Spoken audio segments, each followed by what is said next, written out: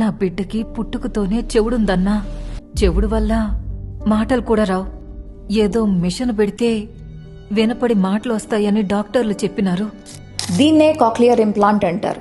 పుట్టుకతో తీవ్రమైన వినికిడి లోపంతో పుట్టిన పిల్లలకి వినికిడి మెషిన్లు లేదా హియరింగ్ ఎయిడ్స్ అనేవి పనిచేయవు. అలాంటి వాళ్ళకి ఒకటే ఒక solution cochlear implant and cochlear implant surgery.